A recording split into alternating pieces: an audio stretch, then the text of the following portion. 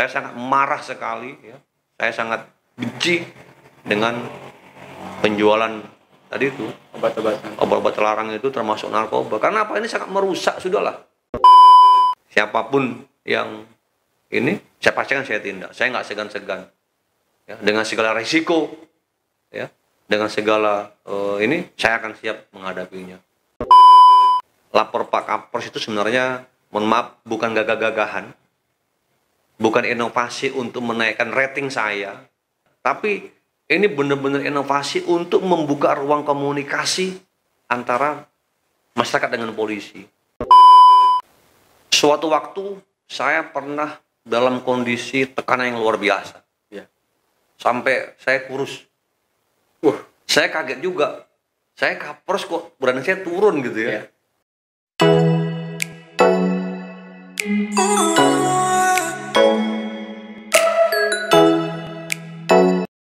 Balik lagi bareng saya, Ega Nugraha Susanto, dalam program Alexa Podcast. Nah, seperti biasa nih, kalau di Alexa Podcast itu tamunya nggak kaleng-kaleng. Yang hari ini bagi saya sangat istimewa sekali. Langsung aja kita kenalan dengan tamu saya hari ini, Bapak Kapolres Karawang, AKBP Aldi Subartono.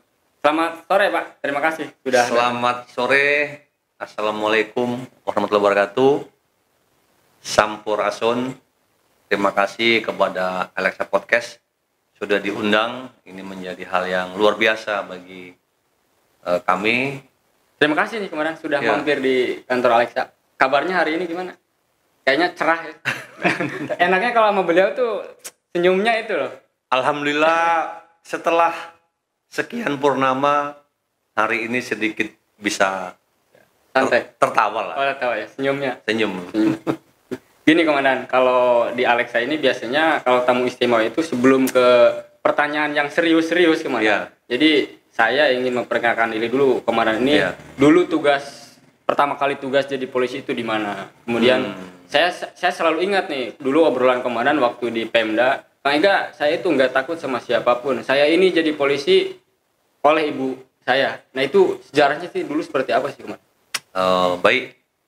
Jadi saya pertama kali menjadi polisi atau lulus Akpol kan bertugas di Kota Makassar, ya. Makassar, ya. Tahun 2003 akhir. Kemudian seiring waktu berjalan di Makassar 6 tahun, kemudian PTIK, ya.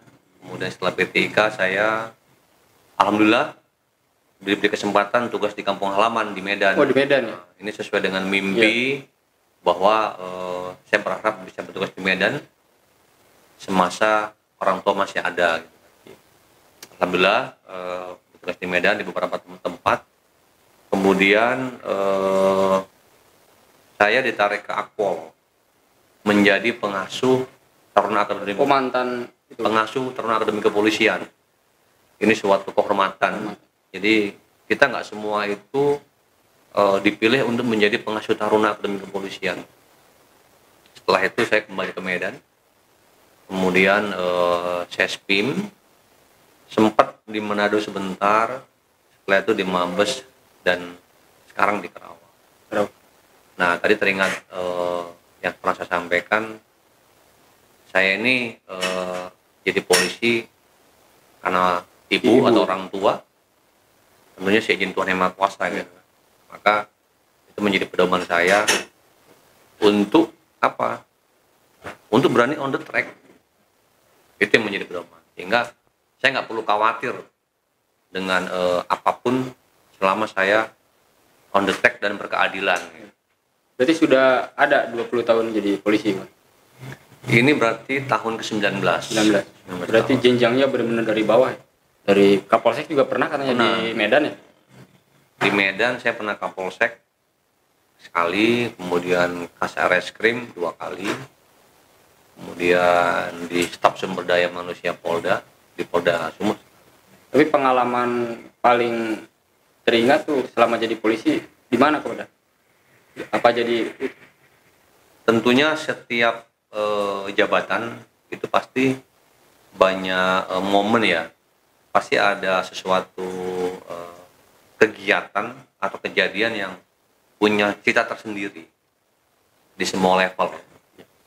Nah gini, kalau ngobrol sama Kapolres ini pasti yang teringat di kita ya, ataupun masyarakat itu tentang program beliau nih, yang tentang lapor Pak Kapolres. Nah itu gimana sih Pak Komandan? Jadi program unggulan Pak Kapolres selama tugas di Karawang itu kapan diluncurkan si program lapor Pak Kapolres ini? Sejauh mana? Baik, jadi program lapor Pak Kapolres ini, jadi gini, setelah Sespim, kita kan Sespim itu kan memang dipersiapkan untuk menjadi Kapolres ya, walaupun memang nggak semuanya ya. Saya setelah Sespim itu sudah punya rencana. Nanti ketika saya menjadi Kapolres, saya punya program apa ya, gitu, yang bisa melihat langsung permasalahan di masyarakat. Nah, kebetulan saya diberi kesempatan menjadi Kapolres Karawang. Ketika saya di Karawang, saya scanning, saya scanning permasalahan di Karawang, masalah sosial, masalah Kamtibmas. Ini saya scanning. Kemudian setelah scanning, saya membuat apa sih resepnya ini, masalah-masalah ini. Salah satu jawaban yang harus saya lakukan adalah membuka ruang komunikasi masyarakat dengan kepolisian untuk tadi itu menyelesaikan masalah-masalah itu. Saya melihat di Karawang kan waktu itu ada aplikasi Karawang Tangguh. Kemudian ada 110. Setelah saya Kapolres 2 minggu, saya analisis. Ternyata 110 ini sebenarnya bagus. Cuman banyak orang ngeprank. Bohong berarti ya, laporan bohong. Kadang begitu diangkat dimatiin. Diangkat mungkin hanya pengen dengar suara polisi gitu kan. Sedangkan aplikasi Karawang Tangguh saya melihat nggak banyak digunakan gitu kan. Akhirnya saya mencoba memanfaatkan situasi yang saya analisis bahwa hari ini itu di Indonesia ada 200 juta pengguna medsos. 15%-nya itu WhatsApp. Kita kan kalau beli handphone baru kan langsung muncul kan aplikasi WhatsApp. Saya berpikir, kenapa saya nggak menggunakan WhatsApp saja? Kan saya hanya tinggal beli handphone, beli nomor, sosialisasi. Nanti kan orang begitu mudahnya, tinggal nyimpen nomor lapor Pak Kapolres, ada kejadian, tinggal foto, WA, langsung kita tangani. Nah, akhirnya saya membentuk tim di Polres Karawang, kemudian saya membuat blueprintnya, membuat SOP, kemudian rapat dengan personil, saya paparkan cara kerjanya, kemudian saya menyampaikan kepada Ibu Bupati, Teseli, untuk meluncing program ini. Waktu itu tanggal 14 September tahun 2021 bertepatan dengan HUT Karawang ke-388. Bupati setuju untuk kita launching. Alhamdulillah sampai hari ini ini sangat familiar. Ini terbukti betul. Ya. Ini terbukti sampai hari ini terdapat lebih kurang 3.636 laporan yang masuk ke kita. Dari 3.800 sekian itu, Komandan, yang ditangani sudah 100%? Hasil data kita, itu yang sudah selesai 92%. Wah, luar biasa. Sisanya dalam proses. Nah, biasanya yang dalam proses ini memang pengaduan atau pelapor yang membutuhkan pembuktian. Misalnya penipuan, pencurian, nah ini butuh waktu untuk menyelesaikan. Mayoritas nih, Komandan, dari hasil laporan itu apakah tindakan kriminal atau katanya ada laporan yang unik-unik juga katanya? Ya. Tentunya dari 3.600 itu setelah saya klasifikasi, saya kelompokkan, ada gangguan Kamtibmas, ada juga masalah sosial. Kalau gangguan Kamtibmas itu tiga, satu lagi konsultasi hukum ya.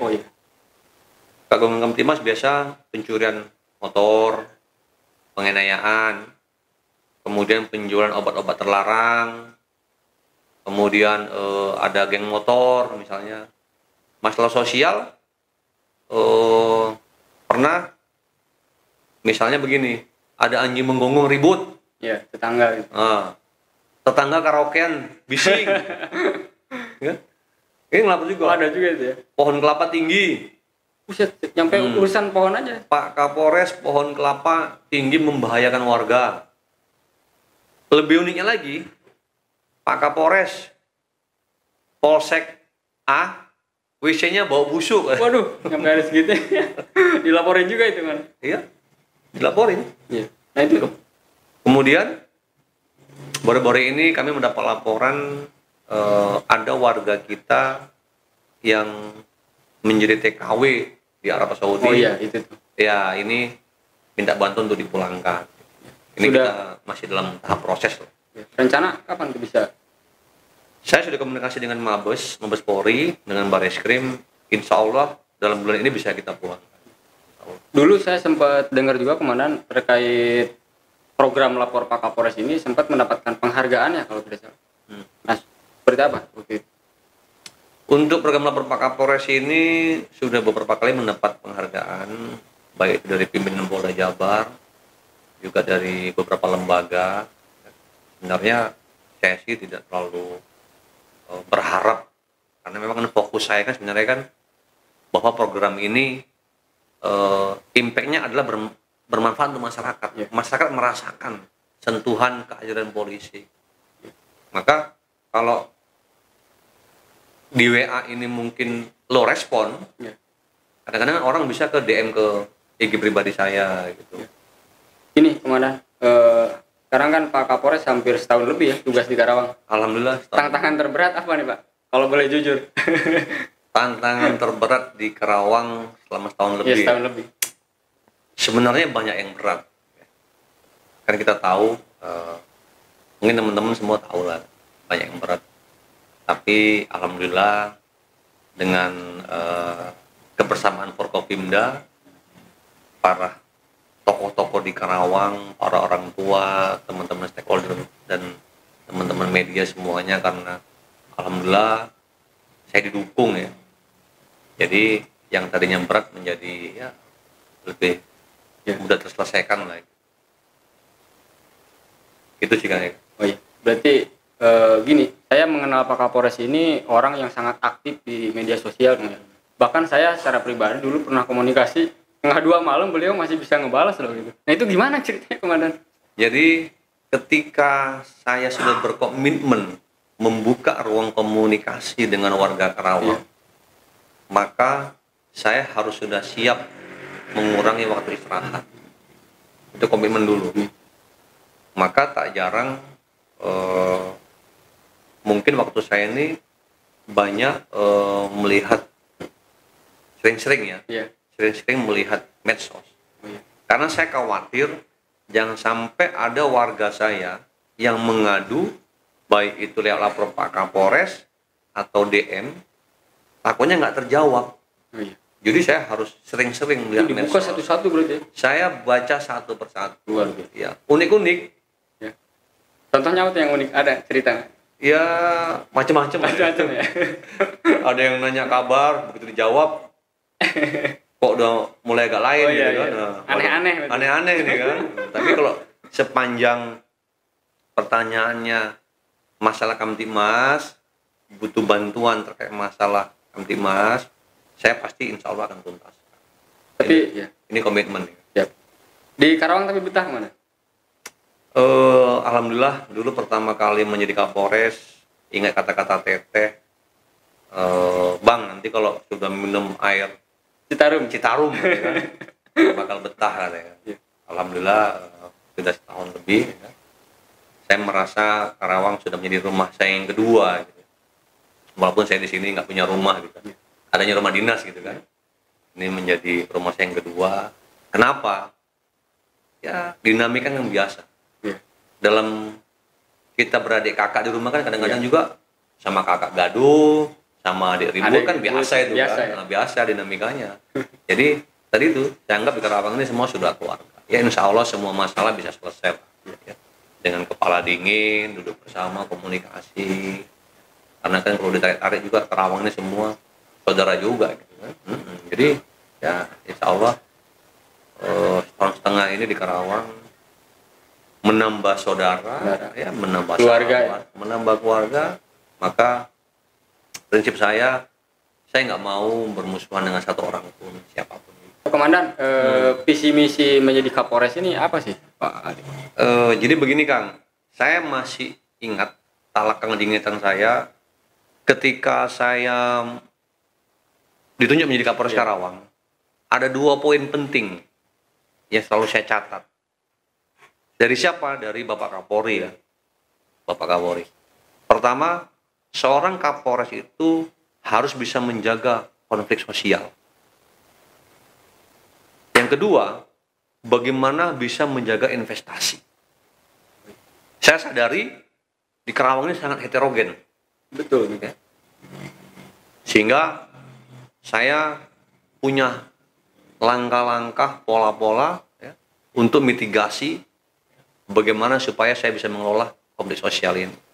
Yang kedua, tadi itu, bagaimana Kapolres harus bisa menjaga investasi.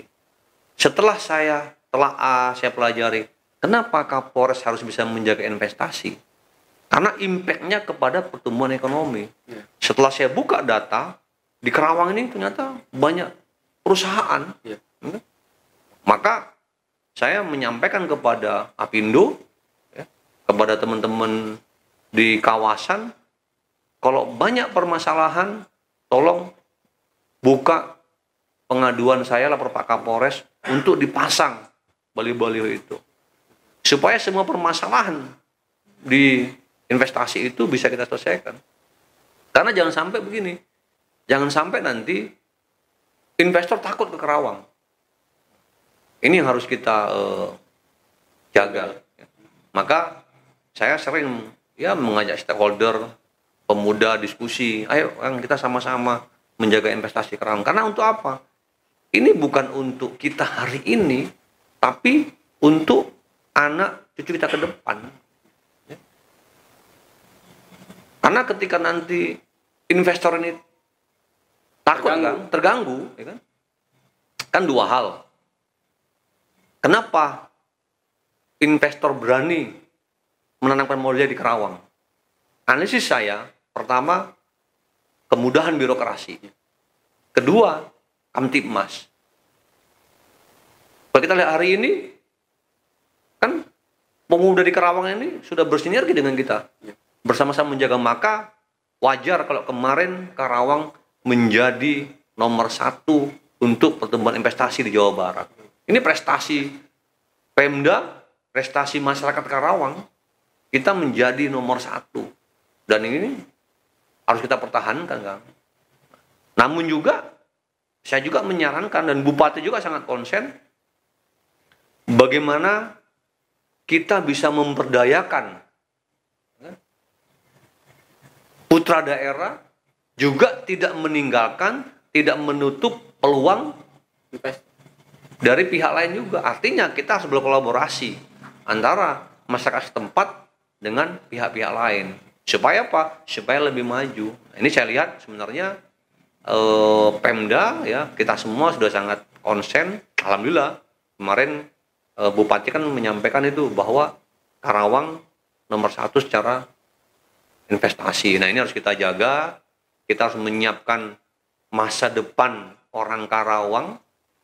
Maka Kang Ega, saya sangat marah sekali dengan penjualan obat-obat terlarang seperti Tramadol Eximer. Banyak itu di Karawang. Kami sangat banyak menangkap, baik itu hasil penyidikan tim kita, juga laporan masyarakat. Jujur, saya awalnya nggak begitu paham ini barang Tramadol Eximer, jujur aja ya. Suatu waktu saya ke Telaga Sari dengan ketua BNK. Ketika ada tawuran, kemudian kita ke salah satu sekolah, dicek, kebanyakan meminum obat itu. Saya tanya sama Kasat Narkoba, itu apa gitu kan? Oh ternyata gini. Saya cek undang-undangnya. Ayo. Nah, sejak itu saya selalu semacam sosialisasi, laporkan. Jangan takut. Karena apa? Ini masa depan generasi kita di Karawang bahkan di Indonesia. Ya. Nah ini saya mengharap kepada warga Karawang, ya, saya sangat marah sekali, ya, saya sangat benci dengan penjualan tadi itu obat-obat terlarang itu termasuk narkoba. Karena apa? Ini sangat merusak, sudahlah. Ya. Saya sudah banyak berjalan di semua pulau yang namanya narkoba. Ya. Ini sangat merusak generasi muda. Karena emang itu bukan digunakan untuk hari-hari kan, itu kan untuk pengobatan kan begitu. Nah ini saya minta kepada ya kita semua kalau menemukan, tolong ini lapor Pak Kapolres. Saya pastikan saya tindak. Ya. Siapapun yang ini, saya pastikan saya tindak. Saya nggak segan-segan. Ya. Dengan segala risiko, ya, dengan segala ini saya akan siap menghadapinya. Karena tahun 2045 kita insya Allah sesuai dengan program pemerintah menjadi negara keempat dunia secara ekonomi. Bagaimana kalau kita nggak menyiapkan generasi muda yang lebih baik? Ingat loh, sekarang 2022, 2045 hanya butuh waktu 23 tahun lagi. Berarti yang sekarang SMA atau kuliah nanti itulah generasi emas untuk memimpin di tahun 2045. Kalau sekarang kita nggak jaga, maka saya jujur aja saya terima kasih ya teman-teman dari Toko Pemuda, dari mahasiswa ya, kan mahasiswa banyak ini, ada dari Hikmah Budi, PMII, kemudian dari GMNI, HMI, apa lagi nih Kak? GMKI, ya banyak lah ya kan. Selama ini kan kalau sama saya kan alhamdulillah kita berkolaborasi ya dalam semua bidang lah ya. Nah harapannya kepada semua masyarakat tadi itu harus berani melaporkan, harus berani menjaga generasi muda kita. Itu Kang Ega. Ya. Nah ini selain tadi kan kata Komandan harus berani melaporkan. Selain tadi urusan narkoba, mungkin ada pesan lain untuk masyarakat. Hal apapun laporkan ke Pak Kapolres. Iya. Warga Karawang hari ini lapor Pak Kapolres itu sebenarnya, mohon maaf, bukan gagah-gagahan, bukan inovasi untuk menaikkan rating saya, ya. Bukan inovasi untuk gagah-gagahan, tapi ini benar-benar inovasi untuk membuka ruang komunikasi antara masyarakat dengan polisi. Maka ketika lapor Pak Kapolres slow respon atau low respon, silakan DM ke saya. Kadang-kadang kan saya lupa juga karena banyak menumpuk. Ya. Bisa DM ke saya ke Aldi 2003 TS. Ya. Aldi 2003 TS. Semua masalah laporkan. Jadi saya lagi lapor Pak Kapolres ini bukan inovasi gagah-gagahan, tapi saya ingin membuka ruang komunikasi dengan masyarakat Karawang. Supaya apa? Supaya semuanya bisa terrespon dengan cepat, terselesaikan. Itu Kang Ega. Ya, lupa nih tadi ada yang belum ditanyain. Selain lapor Pak Kapolres, ada satu lagi program andalan Pak Aldi ini tentang surat cinta dari Pak Kapolres. Nah itu bisa dijelaskan nggak seperti apa? Surat cinta Kapolres Karawang ini dibagi oleh anggota Polsek dan Polres. Setiap malam anggota Polsek membagi 10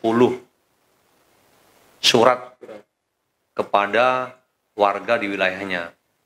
Ini harapannya adalah warga tahu bahwa hari ini atau tadi malam rumah saya dipatroli ya gitu. Karena memang sistem kerjanya itu dilaksanakan dari jam 12 malam sampai jam 5 pagi sampai menjelang subuh itu. Nah, harapannya pagi-pagi warga membaca surat cinta dari Kapolres Karawang. Nah, di situ selain menyampaikan informasi-informasi tadi itu supaya warga tahu bahwasanya tadi malam ada anggota patroli di wilayah rumahnya gitu. Tantangannya Komandan dengan banyak program yang digulirkan ini terutama untuk anggota kan jadi double nih kerjanya. Seperti apa itu? Saya menyadari ketika saya membuat inovasi tentunya kerja anggota akan lebih banyak sekali. Dan saya menyadari ini nggak populer untuk anggota karena akan membuat capek. Baru soalnya. Iya. Karena pasti kan, waduh, tambah banyak kerja gitu kan. Tapi saya yakinkan Kang Ega bahwa kita ini kerja digaji untuk rakyat. Jadi harus kita laksanakan itu. Kuncinya adalah bagaimana saya sebagai pemimpin memberikan hak anak buah. Harus sampai haknya. Uang patrolinya, uang makannya, ini semua harus sampai ke anak buah. Haknya kita berikan, maka kewajiban sebagai anggota Polri laksanakan. Memang nggak populer, mungkin saya sebagai Kapolres nggak populer di mata anak buah, tapi insya Allah saya yakin kepada anak buah semua keikhlasan ya, ini akan membawa ke surga. Saya yakin itu. Nah, Komandan, selama tugas di Karawang, kasus yang paling ini ditangani Kapolres apa yang sampai sukses? Suatu waktu saya pernah dalam kondisi tekanan yang luar biasa. Ya. Sampai saya kurus. Saya kaget juga. Saya Kapolres kok badan saya turun gitu ya. Jadi kalau teman-teman ingat mungkin waktu itu dimulai dari demo, maaf ini ya teman-teman buruh ya, demo buruh yang tahun lalu. Ya. Saya itu bersamaan ada kasus pembunuhan rumah makan Padang. Yes. Yang Padang. Oke. Belum selesai perampokan Maybank. Cikampek. Ya kan? Nggak lama, mohon maaf, ada permasalahan masalah agama itu. Mungkin teman-teman ingat di Tirtajaya. Oh, yang injak Al-Quran ya? Ya. Kemudian ada beberapa itu. Saya hitung ada 6 atau 7 kasus. Selama 2 minggu itu. Berbarengan itu ya? Berbarengan. Nah, itu membuat saya turun badan saya. Iya. Saya kaget, saya nimbang badan saya 70 ya. Wah, saya Kapolres kok kurus. Artinya ya berarti memang jiwa raga saya kurang tidur juga mungkin. Saking banyaknya pasti kurang tidur. Pasti kurang tidur. Tapi akhirnya tuntas masalah. Alhamdulillah kita tahu satu persatu semuanya tuntas. Untuk kasus rumah makan Padang itu hari ke-5 kalau nggak salah terungkap. Maybank hari kedua terendus, hari keempat kita ungkap. Demo buruh, alhamdulillah teman-teman KBPP ya kan, bisa kerjasama dengan baik, kondusif. Kemudian yang di Tirtajaya, alhamdulillah kita bersama MUI semua ya, kondusif. MKUB waktu itu ya? MKUB dengan MUI dan ada beberapa case lain itu bisa kita selesaikan. Nah itu saya sempat, saya kok menjadi Kapolres kurus ya gitu ya. Artinya memang ya saya sangat fokus ya.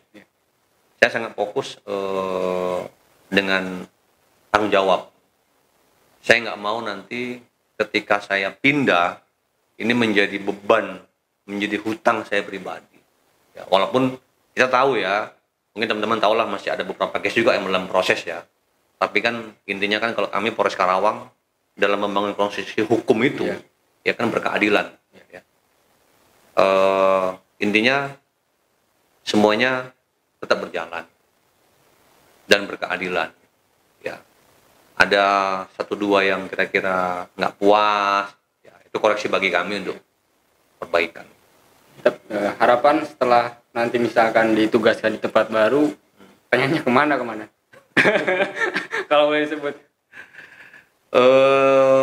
Seandainya suatu ketika atau pada waktunya saya pindah, pinginnya kemana, saya nggak berani bilang ya. Intinya kalau saya dimanapun siap tugas ya. Dimanapun tugaskan saya siap. Pertanyaan terakhir mungkin pesan untuk masyarakat untuk menjaga Kamtibas di masyarakat. Terima kasih wargi Karawang. Saya Aldi Subartono, Kapolres Karawang. Sebenarnya terima kasih bahwa sampai hari ini saya meyakini bahwa di Karawang ini ya, hirup pikuk dinamika semuanya bisa kita selesaikan secara bersama-sama. Saya berpesan kepada warga Karawang, hari ini kami sudah punya lapor Pak Kapolres, sudah setahun lebih, bisa manfaatkan ini. Kalaupun misalnya dalam pelaksanaannya ada yang kurang-kurang, bisa langsung DM saya Instagram, karena kan tidak ada inovasi atau program yang sempurna. Ya, betul. Artinya mungkin ada keterlambatan, ada kekurangan, ini menjadi koreksi kami. Nah, bisa langsung DM ke saya saja. Ada hal yang penting langsung DM, insya Allah saya tangani. Nah baik, demikian perbincangan seru saya bareng Kapolres Karawang. Terima kasih Komandan sudah hadir di Alexa Podcast. Atur nuhun. Alexa Podcast. Assalamualaikum warahmatullahi wabarakatuh. Waalaikumsalam.